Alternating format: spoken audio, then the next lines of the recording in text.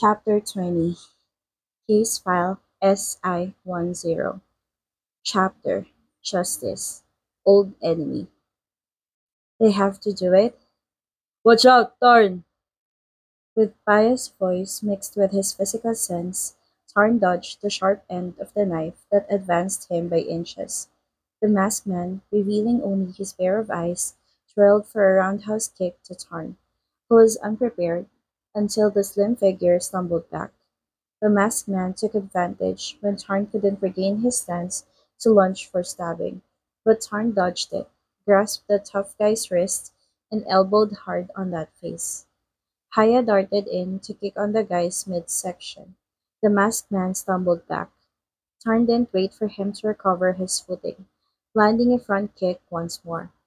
Haya twisted that wrist until he let go of the knife and wrenched the guy's hands on the back. He snapped the kick on the knee pit and clamped on the guy's shoulders to keep him from moving and attacking the officers again. Tarn thought the bad guy was under control, so he drew close, reaching out to remove that mask to uncover that face. However, the guy played dirty. He brought out the spring knife from the pocket and lunged right at Tarn's hand. The sharp blade cut through Tarn's finger until Tarn bled soakingly. Haya's eyes bulged from fright that he involuntarily loosened his grip. The man took this opportunity to push Haya away and launch a front kick onto the young cop's stomach to back him away and advance to Tarn, reaching out for Tarn's pocket. But Tarn quickly eluded from that hand and knife. His focus locked on that hand. Seeing the lapse, Tarn used his knee to strike that arm until the knife flung away. Haya dashed to help Tarn, but Kampor fired to intercept. Haya held his feet, drawing a gun and aiming in Kampor's and Portao's way. Get them! Portao's order erupted. Suddenly, a massive whirlwind blew wild until the dust flew all over. Haya locked his stare ahead, trying to walk it, but it was as if something obstructed his way. What was this? Tarn couldn't move. Tarn's body froze, and he could only stand still. He glared at the tough guy who came forward and searched in his pocket, unable to resist. Tarn! Haya tried to use all of his strength to go through the invisible wall, but he couldn't. It seemed like something was binding him. We've got it, the tough guy in black said while raising the flash drive in the air before striking a kick on Tarn's leg and walking away with a mocking laugh. Haya grounded his teeth, fearing Tarn would be lethally assaulted. His mind searched for a way to escape the invisible wall and suddenly remembered the item that Wang-Pu had given. Haya concentrated on the prayer and moved his leg towards Tarn's direction. Suddenly, the wind stopped blowing and the atmosphere resumed its tranquility. Tarn! "Mm, I'm okay. Just feels like my body's heavy."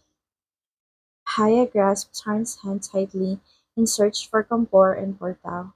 Seeing their rear start back to their former location, Haya was about to bolt off, but Tarn grabbed him by the hand. No, we must go the other way. Tarn led Haya to chase the criminal. This guy was whom they really wanted, while Kampor and Portao were just decoys. Let Yai and Singh get them. They had better chase after that man. No, Tarn, it's dangerous. Tarn! Tarn didn't listen and kept chasing that tough guy in black and turned a deaf ear to Haya's restraint. Haya cursed infuriatedly. He had no choice but to rush after Tarn. Letting Tarn off alone, Tarn would have faced a fatal threat. Tarn chased after the man in black to the death. Tarn tried to aim his gun at the man, but it was too far, so the man could evade. Tarn didn't know why he had to chase this man to this relentless degree either. All he knew was his heart impulse fervently to get the man. Tarn fired after the guy to the edge of the cliff. There was no way to run anymore. Drop your weapon! Don't under don't you dare underestimate someone like Tarn. He had never been the type to let the criminal slip away. Even if death turned him into a ghost, he'd never back down to chase after the criminal. I said, drop your weapon! Tarn shouted his order harshly, those eyes cast absolute glints. Thus, the criminal slowly dropped the knife onto the ground. Haya, who had now kept up with Tarn, found Tarn had the bad guy under control, so he seized the knife and kept it to himself. Turn around! Tarn ordered with a rigid tone. The man followed Tarn's words, while Haya slid the knife into the pocket and brought the cuff out. One of the tough guy's hands was pulled behind his back. Haya was attacked until he staggered back and almost fell off the cliff. Seeing the circumstance, Tarn lifted the gun and was about to pull the trigger, but the man whirled around to tackle him and snatch his weapon. After a few skirmishes, Tarn was thrown and accidentally crashed on Paya, and Paya slipped off the cliff. Thanks to his hand that grasped the rock pile just in time, saving him from falling and hitting the ground. Tarn's orbs blew vastly. His heart fluttered as he approached Paya. The criminal took that chance to use the stolen gun and blasted at Tarn. Then, Tarn fell off the cliff. Tarn! Paya stretched out to grasp the slim figure, but could only touch the fingertips. Paya was aghast. The chest suddenly voided, as if the heart was snatched out. The deepest fear skyrocketed, impaling right across the soul. He was about to lose Tarn. No. Paya decided to let go of the rock, jumped into the abyss, put out both hands to hold Tarn to himself tightly, and closed his eyes. If we were meant to die, then we died together. Bam! Whirl! The thunderstorm roared so loudly that it quaked the ground. The environmentalist team escaped from the ambush like a miracle, thanks to Portao, who returned and rescued them. Even though their return was to surrender themselves to the police, Yai and Singh still questioned why Portao made his confession so easily. On the other hand, there was no sign of Tarn and Paya, who should have followed them back here. What was this supposed to mean? Or they were in danger? Please don't worry. Both of them are safe. The forest deity didn't hurt them.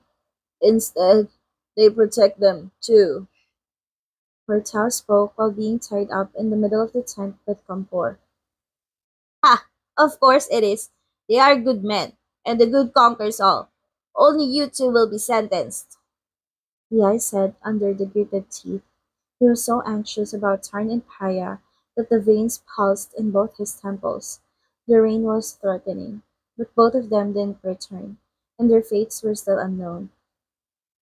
I didn't want to do this, master, but I need to. Kampor groaned at the answer. He thought those two men would follow him and Portao back here, but why it turned out they followed the culprit. If the story he said was true, you will prove it later. Rai averted his gaze from the conversation to look outside the tent. The rain was pouring so heavily that they couldn't see the view of the trees outside. You better get inside the tent, Doc. The misty rain will catch you cold. Nemtap approached to softly squeeze on Shalatorn's shoulder as Shalatorn was crossing his arms with a solemn expression. I'm all right. You go first. Give me some time to think about something. Shalatorn said with an impassive tone, staring at the scenery outside, his gaze lost and aimless. Those two lives were hanging by a thread. Haya carried Tarn into a cave. His long legs trembled as he laid the slim figure on the ground. He briefly looked over at Tarn's injury while thinking about a way to survive. Haya swallowed hard, rushing to bring the wood sticks. Luckily, he had a lighter with him, according to Prantong's advice. Even though it was wet, it still worked just fine. After successfully starting a fire, Haya headed to Tarn. He undressed the other person and used those soaking clothes as a sheet for Tarn to lie over. Kaya scrutinized Tarn's wound. Fortunately, the bullet had not passed through, but Tarn was bleeding heavily, and he needed to stop the blood. Which tool? Kaya glimpsed Tarn's white undershirt. He ripped it off to bandage Tarn on the bullet injury. Tarn! Tarn! Kaya called for the slim man who was lying, shaking unconsciously. Once this hand touched the body, it burned like Tarn was just out of the sauna room. Kaya's expression grew fully anxious. Cold! Kaya stripped down, lay beside Tarn, and hugged that slim figure close. He swayed his body, rubbing against the other person to generate friction. Tarn was quivering, burying his face in the solid chest and snuggling toward Paya, longing for his warmth. Paya moved against and clung to those tapering legs. His hands stroked Tarn's back up and down, skin to skin between them. They created warmth for one another. Tarn lifted his gaze to Paya. His blurry sight could barely see Paya's face. His head was heavy, and his body was agonized. The hope to survive seemed to fade away. Paya, if I couldn't make it, please go. No, don't talk. Don't say it, because he would never leave Tarn, and Tarn must survive. Tarn faintly smiled. His embrace tightened around Paya. If I wasn't stubborn to follow that man, he wouldn't fall into this condition. Fortunately, the bottom of the abyss was a lake. Otherwise, they wouldn't have lived through it. You knew that too? Tarn's mouth twisted, seeping out tears. Mm, You have to listen to me next time. Got it? mm. Kaya looked at the one in his arms and felt profound sympathy. Tarn's discolored face, with no trace of flush, caused him his heart pain to the deepest core. You're going to be all right. That's all right. We must make it together. Tarn closed his eyes, propelling tears to stream down. Mm. Tarn responded absently. His consciousness faded, and his eyelids gradually closed. Tarn. Kaya called his man anxiously. Huh? Don't fall asleep. Tarn wrinkled his brows, reopening his eyes to look at Paya. Seeing Paya's frightened, dreadful expression, Tarn unfurled a smile. I'm wounded and sick. How could I still be wide awake? Tarn asked in a strained voice. Paya pursed his lips. He was scared that Tarn would fall asleep and never wake up again. Seeing Paya sink in silence, Tarn reopened his eyes to stare and fondle his body onto Paya. Or we must do something else? That voice weakened as he spoke. Paya nodded his brows. You're hurting. You're hard now. Paya locked Tarn in his embrace, hinting for him not to move. Hold still. Tarn didn't even have a clue how much patience it took for him. If they did it under this circumstance, Tarn, still injured, wouldn't be able to handle it. Tarn didn't listen. The dread overwhelmed his mind, and there might not be tomorrow for them anymore. Now that Tarn had come up with the thought, he flipped Paya over and sat astride. Tarn! Paya's eyes popped in shock. The light from the bonfire reflected on the white yellowish skin, making it glow even more and tempting to touch. That pallid face, that reddened in some areas due to fever, caused Paya's heart to race. The sensitive area stood erect when when the one over him swayed his body to cling. Paya gritted his teeth, oozing with sweat. You're hurting! Paya's eyes flung open. Tarn turned around and bent over, using his mouth to engulf Paya's shaft. A moan escaped from Paya's mouth. Both eyes stared at a pair of smooth buttocks ahead. yearning to crush them until it went all ruined.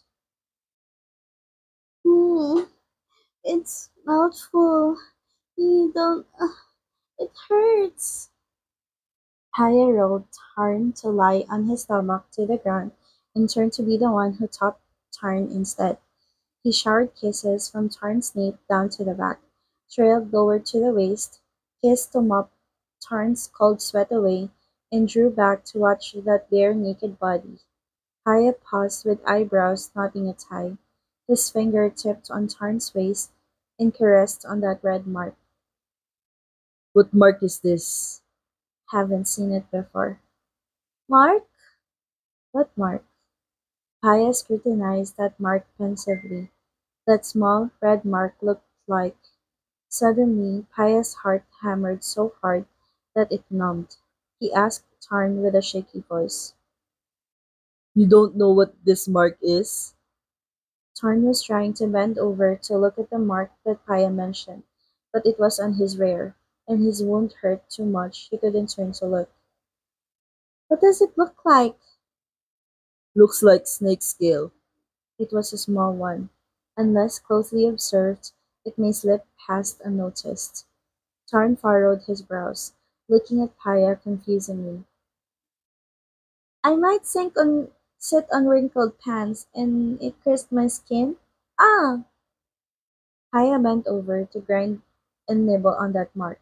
Both hands kneaded on those rounded moons with fervor. Paya! Tarn hurt, but the heart swung with full consent. Deep inside he was satisfied with Paya's torrid touch. He loved how Paya poured violence on him. The slim man bit his lower lip to suppress his moan, while Paya used the tongue to his area, sucking it until it resounded the smooches. Mm.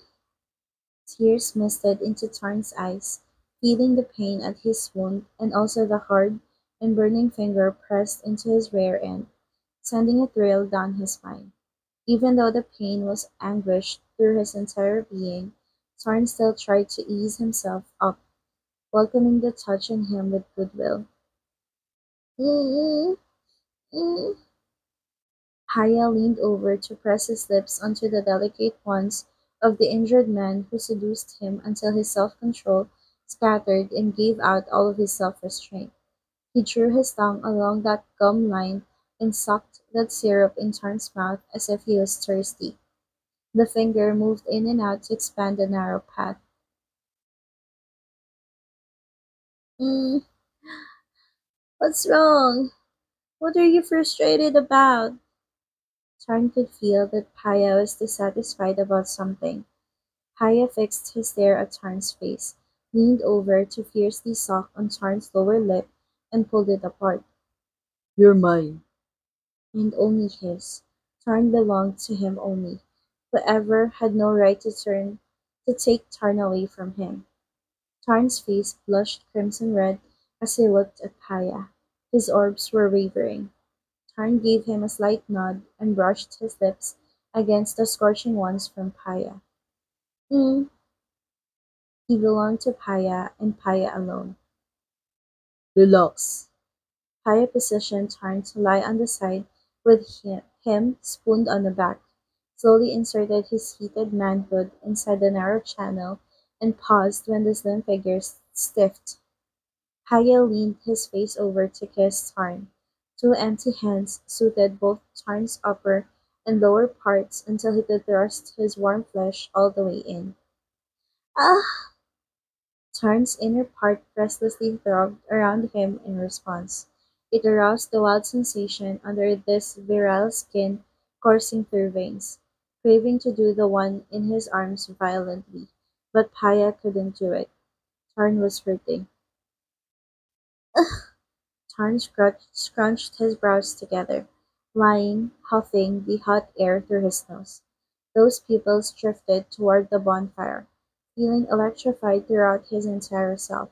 With no strength to resist, the body weakened to where he could only let Paya support him. Mm, it hurts. Tarn groaned tremblingly when Paya slid in. It felt as if the body was going to tear apart. Kaya caressed Tarn's chest. Mm, I'll be gentle, said Paya, trying to ease his strokes for Tarn to feel familiar. If Paya did not move, it would be him who died. Tarn let out a low moan. He could now adjust himself, and felt tingling when Paya's searing core slid to and fro. The body was smoldering as if it was forged in fire. His heart pounded frenziedly when the other person thrust it in. Tarn's lips parted with involuntary moans. His face contorted while those eyes were hazy, delirious in euphoria that the voice could only call for his indulger's name. Paya, Paya. Paya let out a brittle moan, leaning over to viciously kiss Tarn's juicy lips to vent the suppressive lust he couldn't express. His body moved rhythmically. He dared not to do it forcefully, fearing the wounded man couldn't take his roughness.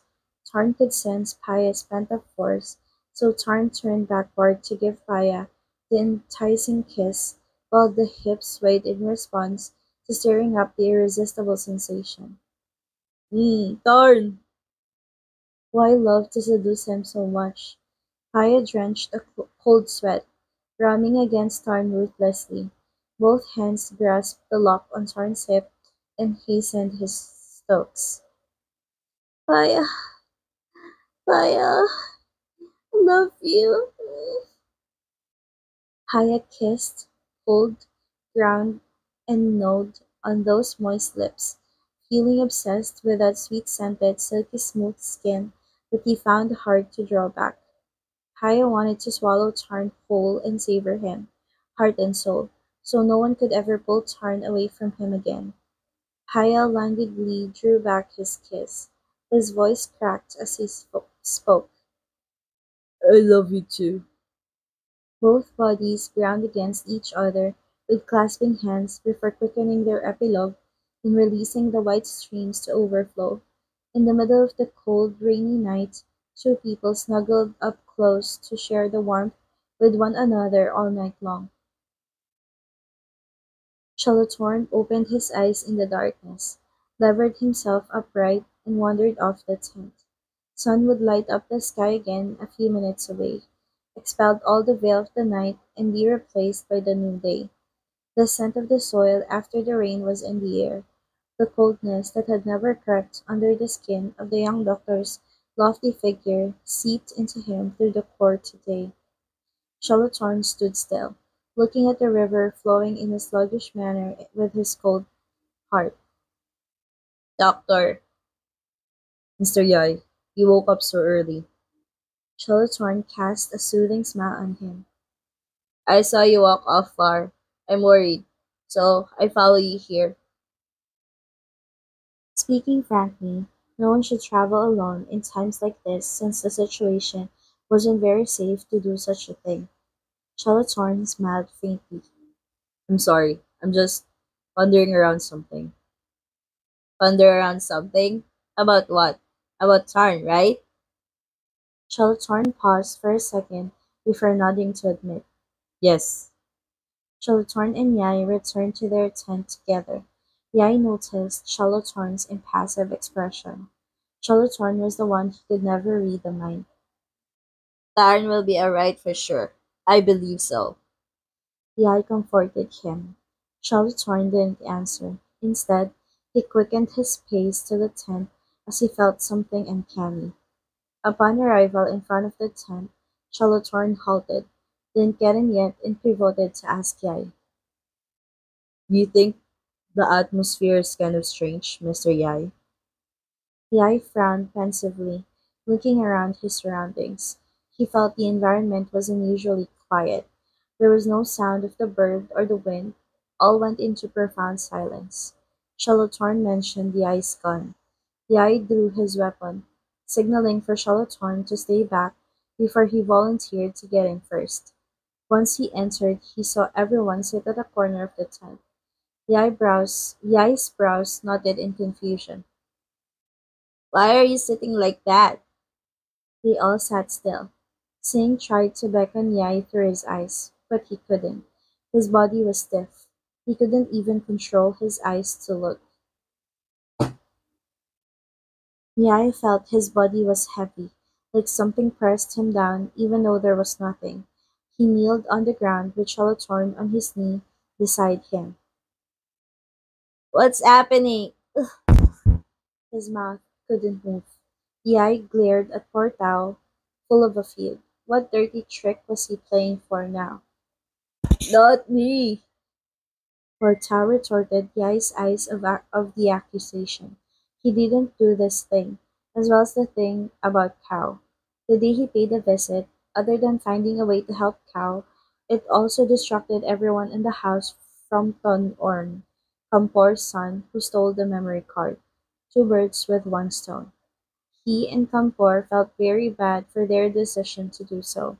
They betrayed Madams in Cow's trust and stole the crucial evidence to trade with the village children's lives. If they didn't do it, the children who had been taken hostage would have died. They didn't have any intention to hurt anyone in any respect, especially to harm anyone. For Tao was a benevolent mystic, so he mustn't perform any evil deed. Just to steal the camera memory card was the worst act he had ever committed. Never thought that something like this was true. You're worth the boss's trust, Frontong. The man in black stepped inside the tent. As soon as he called out the name, Frontong rose on his feet, making his way toward him as if nothing ever happened. Everybody stared at Frontong in unison. I saw them pack every item inside that bag. Frontong pointed out to guide the man in black who was removing his gloves. Yai harshly glared at the masked man unblinkingly. Now that he saw a familiar tattoo, the flashback flared across his mind. You think Longpor will be happy? I achieved the highest university admission score. Sure he will. Even me, I'm happy for you. He can boast it to anyone. Ha ha ha. Longpor is there. Tarn pointed out for Yai to look away. They had just come back from school. Tarn was about to show Luangpor his paper score. They both unhurriedly strolled over to the monk in a respectful manner together. Out of the blue, a motorcycle rode past them and veered around Luangpor. He pointed a black weapon and riddled Luangpor with bullets until he collapsed, hit the ground, and left. Yai and Tarn were aghast, looking at that scenario in disbelief. Both legs were unable to move. Yai had never faced such an incident in this close proximity in life, but he remained conscious enough to call the ambulance while Tarn approached Luangpor. Yai stared at the vehicle's plate number to remember it, and he saw it so clearly that the shooter had the butterfly tattoo on his hand. It's him. He's the one who murdered Luangpor. Go get them, he ordered. Then, three people entered the tent to take the environmentalist team's sample bag. Rantong, you! It's you all along! Kampor shouted in fury. The one who tricked us to patrol outside the village and brought people to kidnap the children. The one who cast a bad spell on Cow. It's you all along, son of a bitch! His blood boiled, wanting to blow a few fists on Prantong to serve what he had done, but Kampor couldn't do that. They bound him tightly. This is your final cut. I don't give a shit where you're going, but just don't come back again. Yes. Prantong took the brown envelope to see the money inside and revealed a satisfied expression. The huntsman walked out of the tent without a glimpse back to the people inside. Even when he had left, the spell was still effective to keep everyone from moving. I do admire you all, really, the DSI. He lowered himself in front of Yai, raising a gun in his hand for Yai to have a look. Looks familiar. Does it look like one from your team? Yai ground his teeth, looking at him with fierce eyes. The veins in his neck pulsed angrily. They must have laid to rest at the bottom of the abyss, I guess.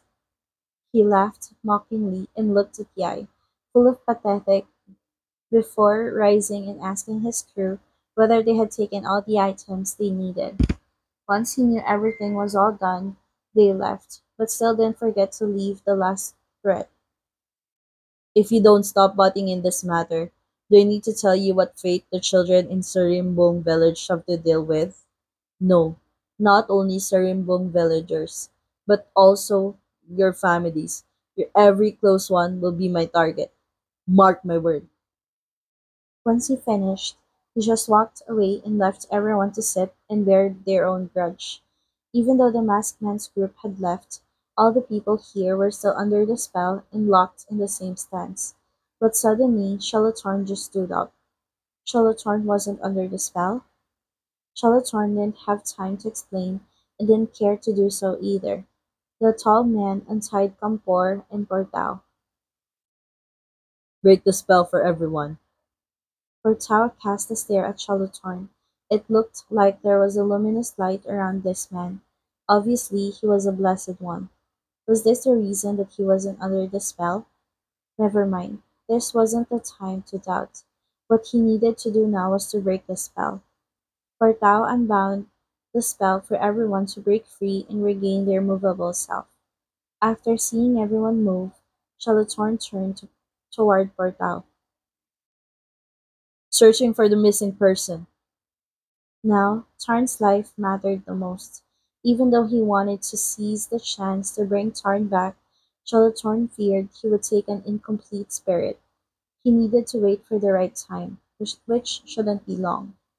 Everybody followed Portao to the bottom of the abyss, looking left and right, searching for Tarn and Paya, in the hope that their voice would lead the two to return to them. Is it still far away, Portao? Singh heaved a question. They walked down the mountain without stopping, causing Singh to be out of breath in an intense degree. It wasn't far off. We're almost there. Portao answered while stealing a glance at Charlottehorn. The other person almost led his way instead, but he managed to restrain himself. This man seemed to know where Tarn and the other officer were even before he could. Kaya woke up in the early morning, walking from the cave topless. He used the wet cloth to apply a cool compress to the sick man. As he was cooling him, he heard the calling voice, and the man rushed out to look. Once he saw everybody was coming over, he beamed in relief. Mr. Paya! Paya! Yai and Singh darted over Paya, examining their colleague, and exhaled a relieved sigh. Luckily, he was all right. What about Tarn? No sooner had Paya opened his mouth to answer than Shalatorn strode past him to enter the cave. After seeing this, Paya followed Shalatorn and pushed him on the chest. Shalatorn lifted his gaze to confront Paya. His eyes turned blood red. He sprung on his feet and advanced to return the push. The one who should stay away from Tarn is you. You're not capable of protecting him. Look who's talking. A person who always does something behind the other's back can even say that? Don't think that he didn't know that Shalatorn was trying to do. He wasn't stupid, and he had already seen it. Ha! Do something behind the other's back? If I didn't rescue you, would you ever bring Tarn out of the water by yourself? If it wasn't him who used his power to control the current and support both of them, they would be literally dead by now. Yai walked in and saw Paya and Shalatorn trading a malicious glare. He shouted to stop them. Hey, what are you doing? Scatter! Sing! You take Paya away. Let Doctor treat Tarn. Paya yanked free from Singh's grip, glaring at Shalatorn, as if demanding the doctor's life. It hurt when he had to lend a helping hand to someone like Shalatorn. No, do it in front of me. Yai analyzed and could guess what had happened to his bro. He whirled back to take the first aid kit from Singh's hand while telling Singh to hinder everyone else to wait outside. Once they were done treating Tarn's wound and changing Tarn's clothes, they could get in. Darn, In the wild like this, I can't believe you guys still have the nerve to get it on. Sing thought while grunting a long sigh. End of chapter 20.